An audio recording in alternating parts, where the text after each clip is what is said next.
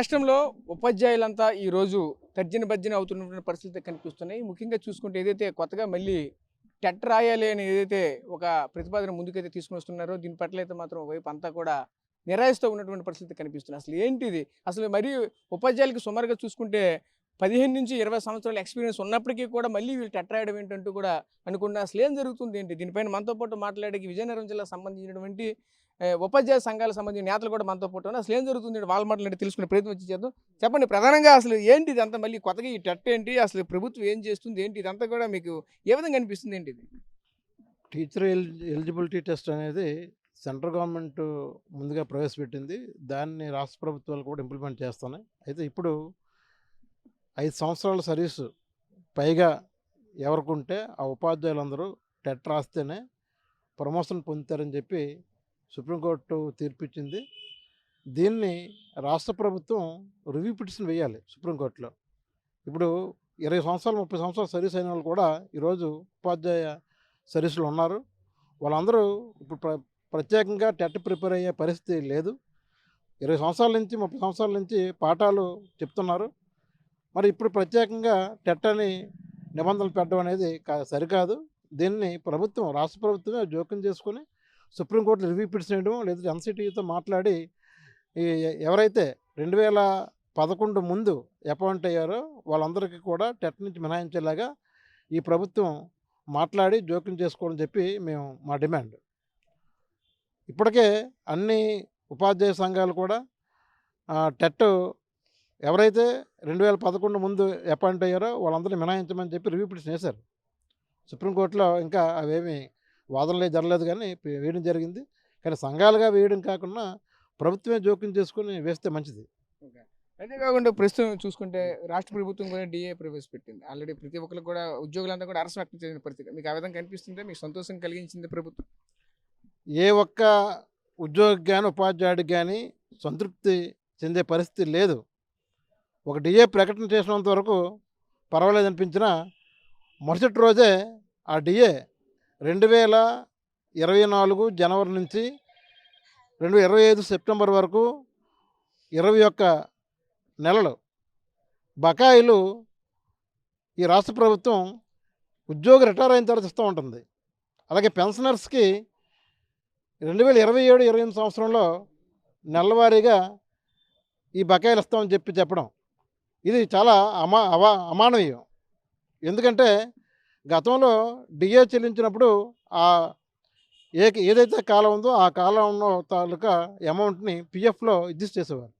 ఈరోజు పిఎఫ్ అనే పేరు లేకుండా 21 నెలల కాలాన్ని నాశనం చేసే పరిస్థితి ఈ ప్రభుత్వం కనబడుతుంది. భవిష్యత్తులో ఏ డిఏ ప్రకటించినా కూడా సంవత్సరాల తరబడి బకాయిలు చెల్లించకన్నా అప్పటికప్పుడే ఆ నెల డిఏ చెల్లించేలాగా ఈ ప్రభుత్వం మోసం. ఉపాధ్యాయ సంఘాలతో ఉద్యోగ సంఘాలతో చర్చలు జరిగినప్పుడు ఈ విషయం ఏం ప్రస్తావించలేదు. ఒక డిఏ ఇస్తాను, మిగతా డిఏలు తర్వాత ఇస్తామని చెప్పారు. కానీ తర్వాత రోజు దీపావళి కానుక పేరు మీద దీపావళి రోజు మోసపూరితమైన జీవోలు రిలీజ్ చేశారు. ఈ జీవోలు ఎట్టి పరిస్థితుల్లో కూడా ఆమోదించే పరిస్థితి లేదు. మొత్తం ఉద్యోగులు ఉపాధ్యాయులందరూ కూడా ఈ జీవోలను వ్యతిరేకిస్తున్నారు. రాబోయే రోజుల్లో అన్ని సంఘాలతో కలుపుకొని పెద్ద పోరాటాలు చేసి ఈ జీవోని రద్దు చేయించాల్సిన పరిస్థితి కూడా ఉంటుంది. ఎందుకంటే డిఏ అనేది కరువు భత్యం ధరలు పెరుగుతున్న ధరలకు అనుగుణంగానే కరువు భత్యం ఇస్తారు. ఆ కరువు భత్యం మంజూరు చేస్తేనే ఉపాధ్యాయులకు కానీ ఉద్యోగులకు కానీ సరుకులు కొనుగోలుకి ఆ ధరల వ్యత్యాసం లేకుండా ఉంటుంది. అది పారిశ్రామికవేత్తలకు కూడా ఉపయోగపడుతుంది. కానీ ఇటువంటి విధానం వల్ల ఏమాత్రం ప్రయోజనం ఉండదు. ఉద్యోగులు ఈ వ్యతిరేకతను ప్రభుత్వం మీద భవిష్యత్తులో చూపిస్తారని చెప్పి తెలియజేస్తున్నాం. మీరు చెప్పండి, దీన్ని ఎలా చూడాలి ఏంటి? ముఖ్యంగా చూసుకుని ఈ టెట్ విధానాన్ని ఏ విధంగా చూడాలి? ఒకవైపు కేంద్ర ప్రభుత్వం తీసుకొచ్చిందని ఒకవైపు చెప్తూ ఉంటే, మరోవైపు దీన్ని రాష్ట్ర ప్రభుత్వం జోక్యం చేసుకుని ముందుకు తీసుకెళ్తే బాగుంటుందని కోరుతున్నాం. దీన్ని ఎలా చూడాలి? ఇది 2011 నుంచి ఎన్సిటిఏ నామ్స్ ప్రకారం టెట్ అనేది ప్రవేశపెట్టారు. ఈ విధానం ప్రవేశపెట్టడాన్ని అయితే మేము వ్యతిరేకించట్లేదు, కానీ ఇది ఆల్రెడీ ఉద్యోగంలో ఉన్న వారికి టెట్ కంపల్సరీ చేయడం అనేది కూడా మేము తీవ్రంగా వ్యతిరేకిస్తున్నాం. ఎందుకంటే సుమారుగా 20 సంవత్సరాల సర్వీస్ కలిగిన ఉపాధ్యాయుడు ఈరోజు బోధనా పరంగా పూర్తి అనుభవంతో ఉంటాడు, అలాగే పూర్తి క్వాలిఫికేషన్స్తో ఉంటాడు. అటువంటి ఉపాధ్యాయుడు మళ్ళీ తిరిగి టెట్ రాయమండడం, దాని ద్వారానే మిగతా బెనిఫిట్స్ అనేవి ఇస్తూ ముడిపెట్టడం అనేది సరికాదు. దీన్ని మేము తీవ్రంగా వ్యతిరేకిస్తున్నాం. ప్రభుత్వం దీన్ని చొరవ తీసుకుని సుప్రీంకోర్టులో రివ్యూ పిటిషన్ వేయాల్సి ఉంది. ఎందుకంటే సుప్రీంకోర్టులో సరైన వాదనలు జరగకపోవడం వల్లనే ఈరోజు ఈ పరిస్థితి వచ్చింది. సరైన వాదనలు జరిగి ఉంటే ఈ తీర్పు అనేది వచ్చేది కాదు. కాబట్టి ఇది ఖచ్చితంగా ఇవ్వాలి. ఉపాధ్యాయ సంఘాల డిమాండ్గా కూడా ఇది మేము తెలియజేస్తున్నాం. దీన్ని వ్యతిరేకిస్తున్నాం కూడా. మీరు చెప్పండి సార్, దీన్ని ఎలా చూడాలి? మీరు ఒక ఉపాధి సంఘానికి సంబంధించిన నాయకులుగా దీన్ని ఎలా చూడాలి? ఏంటి ఈ టెట్ ముఖ్యంగా ఏ విధంగా ఇబ్బందికి గురి చేస్తుంది ఏంటి? ఇన్ని సంవత్సరాలు ఒకవైపు చూసుకుంటే ప్రతి ఒక్కరు కూడా ఎక్స్పీరియన్స్ ఉన్నటువంటి వాళ్ళు, సుమారుగా చూసుకుంటే 20 సంవత్సరాలు 30 సంవత్సరాలు 15 సంవత్సరాల ఎక్స్పీరియన్స్, ఇంత ఎక్స్పీరియన్స్ని కూడా పక్కన పెట్టి మళ్ళీ టెట్ నిర్వహించడం ఏంటి ఇదంతా? టెట్ అనేది టీచర్ ఎలిజిబిలిటీ టెస్ట్ని ఆర్టీ యాక్ట్లో తీసుకొచ్చారు, రైట్ టు ఎడ్యుకేషన్ యాక్ట్లో. అయితే అది అమలు జరిగింది 2010 నుంచి. కాబట్టి ఆ తర్వాత రాసే వాళ్ళకి టెట్ పాస్ అవ్వాలి అనే నిబంధన ఉండొచ్చు, అది సహజమైంది కూడా. కానీ సుప్రీంకోర్టు ఇచ్చిన తీర్పు ప్రకారం 2010కి ముందు కూడా అపాయింట్ అయిన వాళ్ళు అందరూ రాయాలి అనడం చాలా న్యాయ కాదు, సహజ న్యాయం కాకుండా ఉంది. అందుకని కోర్టులు తీర్పులు కాకుండా ప్రభుత్వమే దీనిలో జోక్యం చేసుకొని 2010కి ముందు రిక్రూట్ అయిన వాళ్ళకి టెట్ అవసరం లేదు అని ప్రకటించాలి.